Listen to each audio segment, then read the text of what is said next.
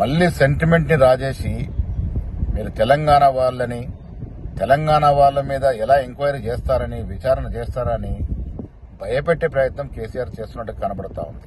తెలంగాణ వారైనా ఆంధ్ర వారైనా తెలంగాణ సొమ్ము దుర్వినియోగం అయితే తప్పకుండా చర్యలు ఉండాల్సిందేది ప్రజలు కోరుకుంటున్న విషయం.